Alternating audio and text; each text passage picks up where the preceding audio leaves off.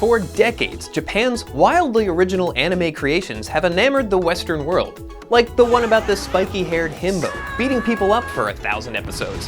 The one about the adorable little monsters that fight each other and get bigger and less adorable. And the one about the, where there's like a thing with a...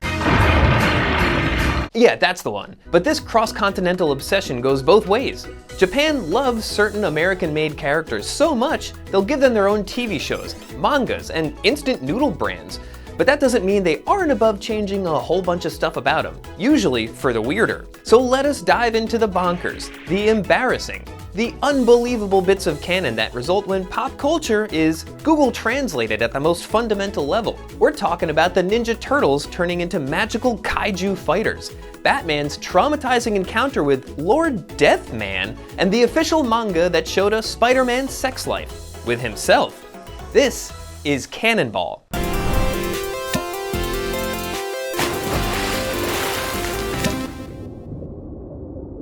The internet hates how Hollywood keeps adapting characters from Japan with all sorts of baffling and unnecessary changes. And to be fair, I am Goku. Mario, and Luigi Mario. To be even fairer, Japan is arguably much worse, or better, depending on your tolerance for madness. Number 5, the psychotic, masturbating Spider-Man. You might be familiar with Japan's amazingly bonkers live-action Spider-Man show from the 70s, the one where Spidey has a magical alien bracelet, a spaceship that transforms into a giant robot called Leopardon, and occasionally a machine gun. It also has the greatest episode titles of any show in any country, like Shuddering Laboratory, Devilish Professor Monster, or Fearful Hit Tune, Song Dancing Murder Rock, or the classic, Motion Accessory is a Loveful Beetle Insect Spy, which we're pretty sure is the name of a poorly translated Parker Brothers game, or a sex toy. This nutty show has been memed to death by now, but did you know there was also a Spider-Man manga that came out a few years earlier? Oh nice, I bet it's just as fun and wacky as the TV version. Let's take a look at a couple of random panels and see what... Oh! What the? Wait, okay, but those are just dream sequences. Let's look at some scenes from the actual story and see what we... Whoa! What the? Okay, yeah, it's all like that. You see, while the TV show was made out of nothing but joyful insanity, the comic showed us the other side of Japanese entertainment. The deeply disturbing, bizarrely sexual one. Feast your eyes on this sequence about Japanese Peter Parker trying to study while his boobs-obsessed adolescent mind tries to distract him. I wonder what the panel of his hand grabbing the pencil could represent. Of course, Peter puts those thoughts aside when an emergency arises and... nope, sorry, he starts cranking it.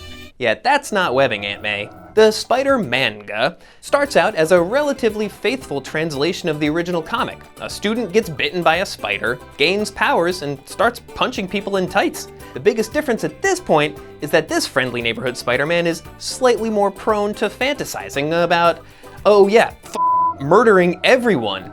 Or maybe all Spiders-Man do that, and this is just the first comic to show us. Remember, Marvel did sign off on this comic. I think we all owe someone an apology. Spider-Man, a psychopath! But then, in the 3rd chapter, Spider-Man says screw it, throws away his webbed costume, and barely puts it on for the rest of the series. From now on, the iconic mask appears mostly just on the covers, or when Peter hallucinates little Spidey faces in the air, which is the Japanese equivalent of the spider sense. Also, Peter straight up stops fighting supervillains. From now on, most of his enemies are either roving gangs of rapists or other Spider-Men who gain the same powers and start killing people. Because this comic was determined to ruin the Spider-Man brand For all eternity. What's even more shocking is that Marvel actually let them publish another manga based on their characters. Speaking of adaptations that don't seem like they'd make any sense but are actually great, what about Audible, which is full of such tales? For example, the wave current swallowed the doughty in battle. Then a day's length elapsed ere he was able to see the sea at its bottom. Confused? You shouldn't be. Why would there not be an extended Beowulf quote in the middle of a story about big-ass monkeys fighting big-ass lizards? Do you even have Audible? It's surprisingly fun and a perfect distraction every time I have to travel for work to film something stupid. somewhere else. But it's not just kaiju audiobooks, because thanks to Audible, I have a massive selection of content to listen to. They've got everything from podcasts and even meditation guides in case I'm getting, too worked up about the possibility of getting obliterated by kaiju. And all of that goodness can be listened to through their phone app and on the go. It's an incredibly helpful distraction when I'm traveling throughout the world, as I do. And all you've got to do to get in on this tasty morsel is to go to audible.com/YBOC or text YBOC to 500-500 for a free 30-day trial where you can get full access to thousands and thousands of all-you-can-listen audiobooks, original entertainment, and podcasts included in their, Plus catalog. And for a limited time, you can save 46% on your first 4 months of Audible. That's only $7.95 a month. Even better, if you do decide to sign up, you get an extra free credit towards any audiobook you want every single month. And if that doesn't convince you, then again, Audible has Chuck Tingle all over it. And I'll tell you right now, the Audible version of Pumped by a Pirate is not something you want to miss. It's the Beowulf of pirate porn books, and there's something just truly magical about hearing that prose spoken aloud. It really makes it come alive. It may even give you emotions. Speaking of emotions, leading to number 4, The Incredibl Crying Hulk. A story about a big green killing machine born in an atomic blast. That's so Japanese, it's basically Godzilla with a hairpiece. So Japan, what's your take on the Hulk?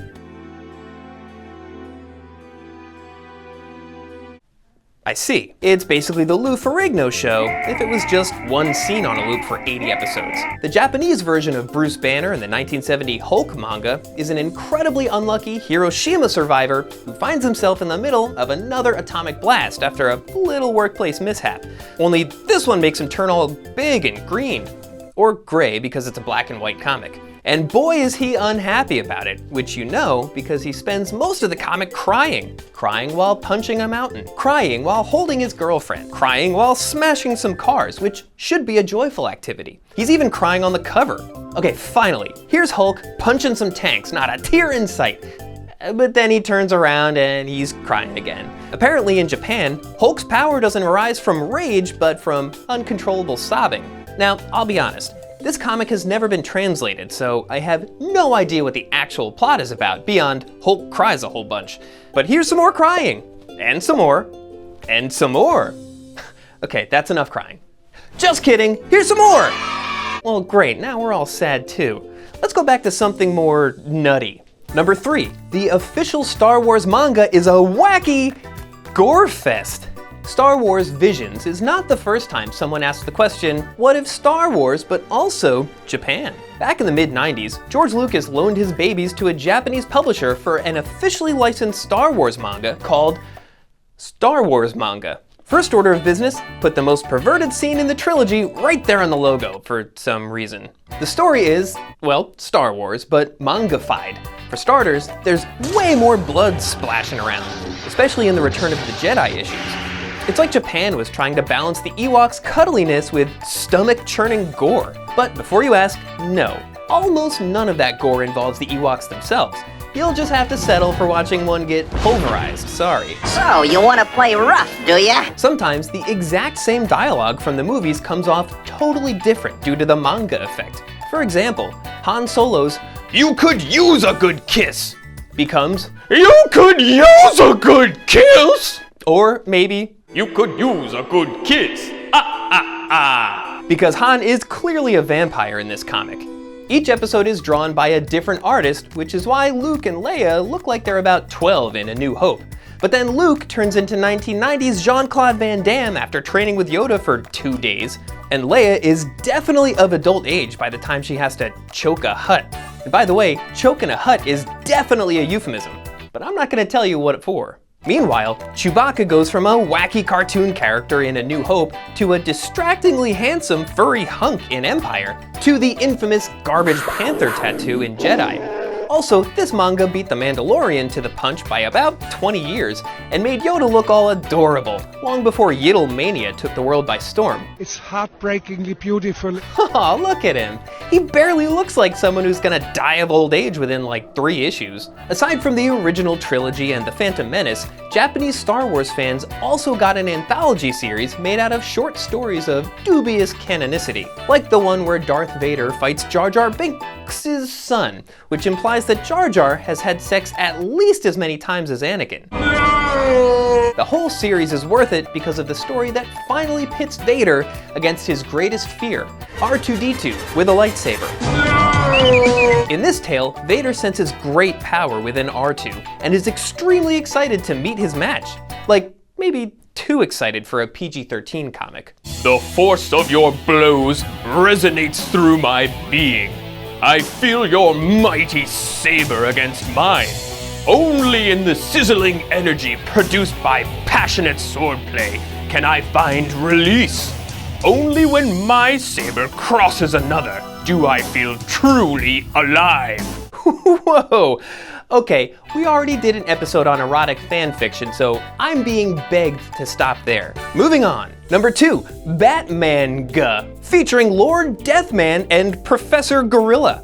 In 1966, Adam West's campy TV shenanigans struck a chord with the Japanese public, and Batman became all the rage in the land of the rising sun. Japanese companies rushed to cash in on this craze through stuff like Batman toys, Batman novelty songs, and yes, an officially licensed Batman manga by Jiro Kuwata, who apparently looked at the insanity of the 1960s Batman comics and said, yeah, I can top that. Instead of the Joker or the Penguin, this Batman fought enemies like the Man Who Quit Being Human, or Lord Deathman, a villain with the power to die and undie at will, which is a pretty convenient ability if you want to get out of jury duty or awkward meetings with your boss. Batman is so creeped out by Lord Deathman that he starts having freaky nightmares about him, like the one where his head keeps laughing after Batman decapitates him.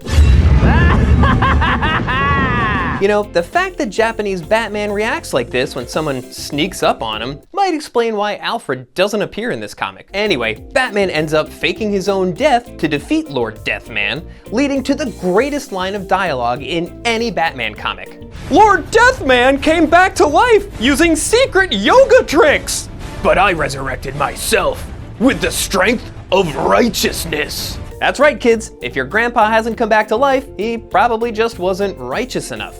And or he was at yoga. Sorry. The Bat manga also features Japanified versions of existing Bat villains, like Clayface, who gets his shape-shifting powers from stepping into what appears to be a lake of poop. In order to defeat him, Batman jumps into the poop lake and comes out as a giant, sentient Batarang. And instead of Two-Face, Japanese readers got Dr. Faceless, a disfigured criminal who becomes obsessed with killing anything with a face on it, even in the most technical sense. Batman finds a note from Dr. Faceless saying, Batman, I'm destroying your face next! How do you say, oh snap, in Japanese? But it should be obvious to anyone with a passing knowledge of world monuments that Dr. Faceless is actually talking about destroying Mount Batman, a giant bat face carved into a mountain that we all know and love. And then there's Professor Gorilla, a regular ape who steals Batman's intelligence, but accidentally bestows the Caped Crusader with gorilla-like strength. That's just basic math. As Batman puts it, He got me, that stupid monkey gorilla! Which is especially humiliating because out of all the gorillas, monkey gorillas are the stupidest. Even though Professor Gorilla wants to exterminate the human race, Robin feels the need to point out that his actions were perfectly logical. I'll admit, if I were a gorilla and got superpowers, I'd probably want to exact revenge on humans too. Hell, if anything, he doesn't want revenge enough. And on the subject of mutated freaks, number 1, the magical Teenage Mutant Ninja Mecha Armored Turtles. When Japan's animation industry saw that America had a hit show called Teenage Mutant Ninja Turtles, they must have taken that as a personal challenge. But how do you make the concept of teenagers who are mutants, who are ninjas, who are turtles even weirder? The answer is through crystals, as in magic crystals bestowed by fairies, not meth. この石は彼らを3分間だけスーパータートルズへとパワーアップさせる能力を持つのである。Although Maybe. Mutant Turtles, Superman Legends is the name of 2 direct-to-video specials created to promote a line of toys, where the turtles can transform into taller and slimmer versions of themselves, as if they slipped into a parallel timeline where they aren't dangerously addicted to Italian cuisine. The first special is called The Great Crisis of the Super Turtles. The Saint appears. And as you've probably guessed already, the Saint refers to the giant, sword-having robot with angel wings that forms when the turtles combine their magic crystals. Obviously. Bebop and Rocksteady also enrolled in the anime weight loss program, while Shredder inexplicably turns into a dragon and then a kaiju demon that tries to destroy the city, because all other types of plots have been outlawed in Japan. The second special has the full title of Mutant Turtles, Superman Legend, The Coming of the Guardian Beasts. The Metal Turtles appear. And, well, that's pretty self-explanatory. The turtles traveled to Japan to protect a funky psychedelic ninja mirror, meet a laughing ghost, and put on some mystical robot armor that comes shooting out of Mount Fuji. Because in some cultures, it's considered rude not to don mystical robot armor that comes flying out of a mount. These specials were supplemented by a Super Turtles manga series that follows the same brand of madness. In one story, the turtles use their magic crystals to shrink down and enter Splinter's surprisingly buff body to stop a virus that's killing him, only to find themselves being molested by his perverted blood cells.